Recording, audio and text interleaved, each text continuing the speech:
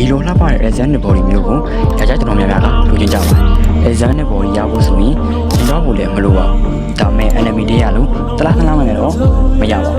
ဘောကောင်မှန်တော့ပါမယ်အစားတော့မှန်ဖြစ်ပါတယ်ဒီဝမ်းနေရတော့ chest shoulder tricep ကိုစောင့်အောင်ဖြစ်ပါတယ်ချက်အတွက်ကတော့ push up ကို15ချိန်3ကြောကစားများဖြစ်ပါတယ် push up ပြီးတော့ဆိုရင်တော့ right push up ကို12ချိန်3ကြောကစားများဖြစ်ပါတယ် right push up ပြီးတော့ဆိုရင်တော့ decline push up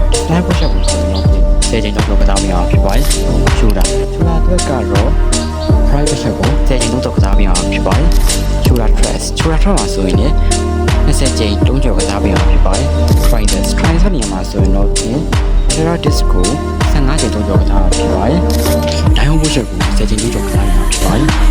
day 2ကတော့ balance spider ဖြစ်ပါတယ်အဲ့တော့ကတော့ဘုတ်ကိုဒီချိန်ကနေ12ချိန်3ကြောအလုပ်လုပ်တာဖြစ်ပါတယ် bicep ကတော့ back crunch နဲ့ hammer crunch ကို12ချိန်3ကြောကစားလို့ရပါတယ် day 2တော့မဟုတ်ကျိုးဘူးလေးတဲ့ကိုစောက်ထည့်ပြီးတော့ကစားလို့ရပါတယ်